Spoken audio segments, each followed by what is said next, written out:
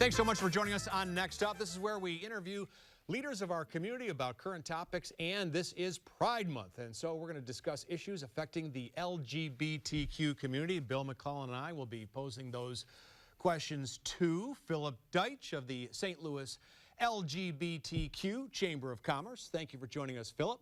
Ian Darnell, Curatorial Assistant at the Missouri Historical Society. He's in charge of the LGBTQ collection there. And we welcome James Robinson, Artistic Director at Opera Theater St. Louis and co-director of the world premiere of Harvey Milk, which is currently running this month in Webster Groves. Before we begin our discussion, Brooke Butler put together a little package of information about Pride Month and Missouri. Let's go to that. I bought this poster at the United States Holocaust Museum in Washington, D.C. in March of '94 and brought it back to my classroom. We were talking about the Holocaust at that time. I showed it to my students. I pointed out to them each of the symbols, what they meant. For example, a French Jew, a German Jew, a Jehovah's Witness. This is the pink triangle that gay people had to wear. And then I said, as a gay person, I would have been forced to wear a pink triangle had I lived then, because I am gay. Very hard for anyone in 1994. I'm sure there had been other teachers who were exposed as gay or lesbian in Missouri and didn't survive that. In this case, I felt it was really necessary that I make it. Rodney Wilson not only made it as a teacher, but his efforts to raise awareness and inclusion of LGBTQ+ history has since spread across the world. History Month, that's celebrated through the month of October, that was Rodney, a social studies teacher at Melville High School. In fact, he was the first openly gay teacher in the state of Missouri, a significant feat considering how it could have easily ended his career. But as word spread of Rodney's coming out, there were many mixed reactions, as seen in local and national news coverage, and even in polite conversations on the issues. The cover story in the Riverfront Times has to do with a teacher in a Melville public school who told his class that he was a homosexual. This is totally That's right, inappropriate. and that was bad taste and bad judgment on the part of the teacher. He should have been reprimanded or maybe fired. I don't know. The fact that the guy refers to the fact that he's married is no problem for anybody. There's no difference here. He simply referred to his orientation. His issue, which I think is very interesting, is he wants to talk about gays and lesbians in history in the context of the reality of it. For example, you can't talk about 1960s social movements, African-American civil rights movement, women's movement, Native American movement, Latino movement. You can't talk about those movements without also talking about Stonewall, lesbian and gay history, pride marches, the beginning of an attempt to make oneself and one's community equal in the larger society. So we've made lots of progress, but we also have challenges. You might have heard in September of last year at the Missouri State Museum, an exhibit making history on gay and lesbian history in Kansas City was removed after just 4 days because of protests about it. You've heard of the Florida bill under consideration. In fact, they're in about 30 of our state legislatures right now, various pieces of legislation going through the process, may or may not make it all the way through the end and to the governor's desk, that would make being lesbian or gay or bisexual or transgender for kids or for teachers more difficult. And I think we need to be aware of that, and we need to be vigilant. That's something history teaches. It's not always a forward trajectory. There are steps back. And sometimes those steps back are brutal. Wow, what a fascinating piece. And if you'd like to learn more, Brooke Butler's look at Pride Month in Missouri will be played in its entirety on Living St. Louis at 7 o'clock on Monday. Make sure you hit that. And of course, you can always learn more at 9pbs.org. It's a good thing nobody's changed since 1994. Well, absolutely. My hair suddenly got lighter. I don't know what happened. Where do we begin? How about with you, James Robinson? You're the co-director of Harvey Milk Reimagined, which of all places, is having its world premiere this month in St. Louis at Absolutely. Opera Theater St. Yes. Louis. Yes. We're very excited about it. Opera Theater of St. Louis takes on a lot of new works. We do, you know, a new work almost every year. But this is rather a unique piece.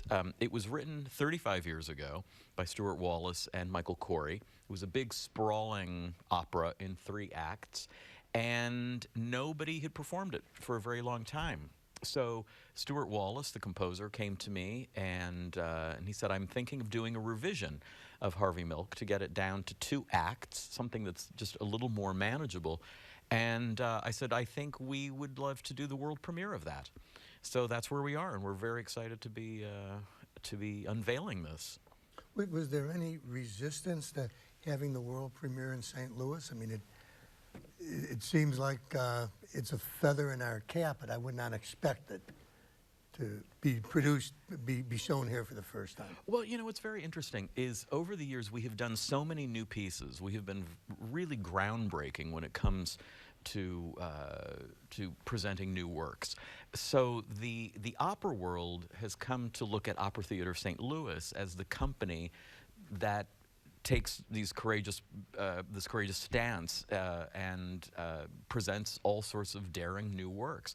So, you know, we've done 2 operas by the jazz composer Terence Blanchard, both of which had strong gay themes or bisexual themes. And we've done an opera about Alice B. Toklas and Gertrude Stein, in addition to so many other things. So I think Opera Theater of St. Louis has a reputation for doing some really remarkable new works, and we just don't shy away from those topics. So it's really what we do. Ian Darnell, I mean, you study these issues from a historical perspective. I got to admit, I was very surprised. And even though I remember the story, but I can't believe that in 1994, a teacher at Melville High School got into trouble by announcing to his students that he's gay. Right, yeah, it's an incredible story. And as also referenced in that video we watched, he founded LGBT History Month. So that's another incredible part of St. Louis's role in LGBTQ history, both nationally and globally. But I would think that if we had that discussion on this panel today, certainly everyone would criticize anyone who is criticizing him for coming out as gay in a classroom. Or am I wrong on that? It seems to me we've made a lot of progress in the past 28 years, at least at that level. Ian, did you want to add something? Don't be shy, gentlemen. I'm sure there's been progress, but you'd be surprised. I think if you go outside of the St. Louis area, outside of the major urban centers, there still is, and even sometimes within St. Louis, some real prejudice against LGBTQ people. The RFT had a story this week about how the Grove is changing. It is no longer the gayborhood, they called it. And it said that originally the Central West End was kind of the gay neighborhood, and Soulard or Lafayette Square, and then the Grove, and now the Grove is becoming more, less gay. What do you guys think of that? Ian does some great tours, historic walking tours around St. Louis that explain all of that. Yeah, I do a tour of the Central West End as an LGBTQ neighborhood. So we track that entire history. Its origins as an LGBTQ neighborhood, which you can trace all the way back to the 1930s. A lot of people don't realize that there was a gay nightclub with female impersonation shows, as they said at the time, in the Central West End during the Great Depression. Through the 60s and 70s and 80s, its heyday as a gay neighborhood. And then we also talk about how it sort of ceased to be a gay neighborhood into the 21st century. Now, how does that happen? How does a neighborhood cease to become gay? And like, is the Grove ceasing to become gay? I think some of it's a business issue. There's a dual-edged sword to inclusion, as people don't need to, particularly, and then with online connections that get made, organizations. There are other ways to meet people. The bars aren't the only way. So we have restaurants. We have people who are straight coming to restaurants and clubs that are traditionally LGBTQ. So we get absorbed. Even churches that were predominantly LGBTQ around the country are losing membership as people are becoming more mainstreamed into their neighborhood congregation, if that's, you know, where they feel comfortable. But with your other question also, though, we just saw the Don't Say Gay bill in Florida pass. And Missouri has been a magnet for attracting more conservative efforts and legislation. So we could see a backward step happening here in Missouri also. Well, as we saw in Brooke Butler's piece, there still is, as it turns out, an exhibit chronicling the history of the gay rights movement in Kansas City. It was called Making History, Kansas City and the Rise of Gay Civil Rights. And as we know, it lasted 4 whole days in the Capitol in Jefferson City, Philip. And, but there was some good news about that, because there was an effort here in this town to bring it here and showcase it, and people from Cortex to the Factory to the Foundry to the University City Loop and churches and the Washington University Library and now the Missouri Historical Society and last night Opera Theater St. Louis, all in support of this history, which is, by the way, pretty dry and not too controversial at all. They all exhibited it in a sign of support for the community. So is it possible to find a silver lining in that dark cloud? I think that is. And I would do a shout out to the Jewish Community Relations Council if anybody wants to host that series of banners at their church, library, business. We're scheduling already 2 years out, so we'd love to hear that. There are people who care. I think compassion and getting to know people changes people's political views. But the trouble this year, and I'm depending on Milk and the program at the History Museum to try to blunt some of that, is we're being used again as a way to rile people up for election purposes. I don't believe a lot of what is going on is really people's personal beliefs and hatred necessarily, but it's a good tool to build up for voting purposes. And there's a lot of proof that that's what's going on, including, you know, we had almost 24 negative bills proposed in Missouri this year. And we had people flying in from around the country supporting those negative bills. There's a coordinated effort that's happening in the United States. And we saw this 25, 30 years ago also. Well, it seems like in the cultural wars, the battleground is with the transgender athletes. That's the new slice Yes. of what's being targeted. Right. But, right. you know, and it's sad to see that the transgender community is being targeted. Athletes, healthcare, parents being threatened with criminality, doctors for supporting transgender youth, election bills being proposed that if you don't look like your document says you are by gender, you could be refused the right to vote. And then we have all that happening, which is getting people all angry on issues that don't affect their life. I mean, none of those things affect your life or your life on an individual basis. They affect our lives, and they get people ginned up in a state that I hate to point out has very moderate gun laws. And we have seen, particularly transgender women of color, being targets around the country for hate crimes. So the combination is not a healthy one. But isn't it, I mean, when it comes to, let's say, transgender athletes, I guess the big story this year was Leah Thomas, the swimmer at the University of Pennsylvania, who actually went to the NCAA finals and may have actually won one of the heats there. Among reasonable people, isn't that a fair discussion as to whether or not that's proper? Well, I think that's maybe a topic.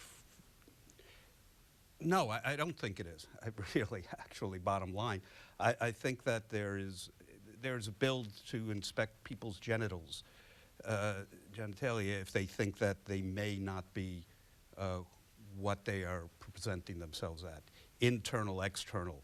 So, you know, I've been at, you talk in some of your stories about going to following up ball games, softball games, Little League games. Yes, sure. Parents get really, you know, riled up sometimes. I can imagine a parent, oh, it's impossible for that person to have gotten 3 strikes every time they got up. I want them inspected. I think there's some bigger danger. Again, no one is being hurt except the person who's being challenged. That's where the real hurt is happening. The people who are being targeted and are being challenged. And I think the story of Harvey Milk can speak to the importance of just honoring people for who they are And I think the exhibit that Ian is leading can talk to the greater story. So I'm going to let the two of them, if it's all right, share some more detail. Yeah, Ian, you have a tour this Saturday. That happens to be sold out, but you're working on an exhibit that will be kind of a look at LGBTQ history in St. Louis, correct? Sure. Well, first of all, there are other opportunities to go on that Central West End LGBTQ history tour. There's even one next Thursday in the evening, and then 2 in July and 2 in August, and more in the fall when it's a little bit cooler. So go to our website to learn more about those and to book your tickets. But we're also in the midst of planning for a major exhibit, the first time that there will be a full-scale, in-depth exhibit on St. Louis's LGBTQ history at the Missouri History Museum. So that opens in 2024, but we're already hard at work on it. And in the meantime, there's a lot of programming and there's opportunities to contribute to our collection by donating your own artifacts. In Kansas City, as we know, back in the day, one could be fired from a job. One could also be arrested for being in a bar if you went to a gay bar. Was that the case in St. Louis as well? If you were found out to be gay in your workplace, could your boss fire you? Absolutely, you could. That happened many, many times. There was no legal protection, and even today, it's at best ambiguous what the legal situation is. Missouri doesn't have a state-level law prohibiting someone from being fired because of their sexual orientation or gender identity. Well, I remember when I was night police reporter in 1982, we used to run the names of men who were caught in public parks having sex. I mean, the vice squad would go out and look for these people, and we would run their names to humiliate them. And the Post-Dispatch even then was a very liberal paper. And I look back on those days and think, my goodness, we've come so far. I mean, now it seems like something from the Middle Ages, and everybody, it seems like, believes in gay marriage. I mean, does that bode well for the future, or are we still struggling? Well, I think that we're still struggling in many ways, and you know, and I think part of it is people are so divided about these issues, and I think that one of the problems is there's a lack of just dialogue. You know, I think we all, and most people I know somebody who is gay, you know, or transgender, and the funny thing about it is more people that I know do not have any of these issues with gay marriage, with adoption, all of this. What I find really disheartening, though, is how politicized things are. And I think that that's, to me, what I see is the great divide. There's sort of like this political effort to demonize gay and transgender people, but by and large, most people out there don't have any problem with gay people or gay marriage or adoption, all of those things. So that's what I find really dispiriting about it, you know? Yeah, what Bill was describing, though, about printing the names of men who were found together in the park or whatever, that's actually part of Harvey Milk. It is. Well, he was arrested in Central Park. His early life, but that's where men went to have sex, you know. Before there were gay bars. Before there were gay bars. And that's definitely part of Harvey Milk's story. You know, and sometimes people do ask me about Harvey Milk. They say, is this a gay opera? And I say, you know, it's about a gay rights activist, but he's also a civil rights activist. And that's the thing to really take into consideration and really think about when you look at somebody like the life of Harvey Milk. And it was a big, messy life, too. He wasn't a saint, but what he stood for and what he did in his life still impacts everybody very positively today. And that's what I find very inspiring about it. You know, we have a lot of young artists who work with us at Opera Theater of St. Louis, you know, people who are in their 20s. And I've really marveled at how they are viewing this as not just an artistic experience, but an educational experience to, you know, really research this and to understand how important somebody like Harvey Milk was. Have they all heard of Harvey Milk? Vaguely. They vaguely remember a movie that came out a few years ago with Sean Penn. I remember that you movie know, myself. but to be doing something and to be really involved in it. And, you know, we do a lot of education and outreach, and even as my co-director Sean Curran and I were working on this, just because of our age, our experience, we've been sharing those experiences with, you know, some of our younger colleagues, and it's been very enlightening for them. I got to tell you, the Opera Theater St. Louis production does make you want to learn more about Harvey Milk. And when I saw it, and correct me if I'm wrong, if my interpretation is not accurate, but it didn't seem to me that he was killed because he was gay. He had supported a halfway house in the district of Dan White, a fellow supervisor, and Dan White, kills both the mayor, George Moscone, and Harvey Milk. Exactly. But what I didn't know until I looked it up afterwards, because I don't think you had this in the production, that White, the killer, got a 7-year sentence, and he only served 5 years. Yeah, I think he actually got paroled after 2, and then he ended up killing himself. But you're right, he did not kill Harvey Milk because Harvey Milk was gay. You know, Dan White was an extremely complicated person. But you know, there were certain things about Harvey Milk's outspokenness and actually the support that he had from the community, not just the gay community, that I'm sure enraged Dan White. And Dan White kind of felt like a loser, you know, and that was one of the that's one of the great tragedies. But you're right, Mayor Moscone was also murdered. Now, it's the gay communities are best known in the big cities like San Francisco or Key West, not a big city, New York, Chicago. What is life like these days for gay men in small towns? I mean, do they tend to leave the small towns? Well, you know, you made a really good point. I think the gay world is less, it's less dependent on being in a big city. And, you know, we used to call things the gay ghetto. You know, where did people hang out? You know, I lived in New York for over 20 years, and, you know, we were just talking about how neighborhoods change and all of that. People didn't have to live in the Village or in Chelsea anymore. People spread out, and people are all over the place. And I think that has to do a lot with just the way we communicate, a lot of online communication.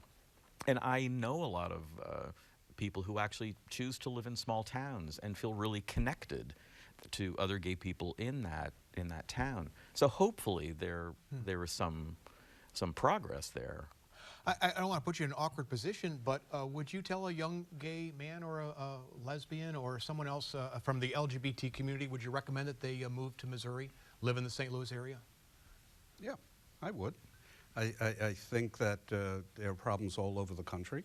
We certainly have great institutions that are working to improve life here. Don't expect nirvana. Certainly, there are some serious issues. But I think a lot of this is being ginned up right now around the country politically. Doesn't matter where you go. I think of St. Louis as one of the most welcoming communities I've ever spent time in. I really do. And I think there is a really strong, open community here. And you know, I know so many gay people in St. Louis or who are from St. Louis. So my personal experience has only been positive here. And I think working in the arts, that's, you know, I mean, naturally I'm going to find more of a gay-friendly community there, but here. But, you know, I have to say it's a very, I think it's a very welcoming community and a very positive community. Yeah, I'll just point out our LGBTQ Chamber of Commerce is now working jointly with other chambers that represent various minority communities to work together, because these issues, we're a rainbow community. If you're in the LGBT community, you're black, you're Asian, you have a disability, you're old, you're young. It's the same thing in other communities. They all have LGBTQ people in their communities. So we're learning how to work together better for the greater good. And your organization, is it mostly entrepreneurial people? Entrepreneurial people, but we try to network and support business people who own their businesses. We are able to certify them if they're a minority-owned business, but also just LGBTQ people working any place. Okay. Is there a wish list of things that people could help you with or that you would like to see progress on? Can you think of anything? I know that we need more donations to fill out our collection so it's more representative of the community at large. So we have a special need for materials related to the asexual and intersex communities. We need more materials that document the experiences of LGBTQ people of color and also LGBTQ families raising children, long-term relationships, etc. So mementos and artifacts that will be part of the big display. Exactly, and also part of a permanent collection that community members will be able to reference for many generations to come. So, being on the your fundraising committee, I have to say we also would be very happy to accept more donations to fund this project. But don't let it interfere with your contributions to 9 PBS. And your membership in the Chamber of Commerce, or you're buying tickets to see any of Opera Theater's shows this season. Okay. And you mentioned the asexual community. Mm-hmm. Now, I did not even realize there was officially an asexual community. More and more, there is. People are connecting online oftentimes to talk about their shared experiences and interests as asexual people. And actually, David J., one of the major asexual activists in the United States, was born and raised in St. Louis and got his start as an activist here. I'll be darned. Can't thank you enough, Ian Darnell, for joining us. Thank you very much. Good luck to everybody at MoHistory, mohistory.org, the History Museum at Lindell and of Oliver. James Robinson, keep up the great work at Opera Theater St. Louis, especially with the world premiere of Harvey Milk, Reimagined. Thank you. And Philip Deitch from the LGBTQ Chamber of Commerce. Thank you so much for joining us. Bill and I'll see everybody next week at this time. Thanks for joining us.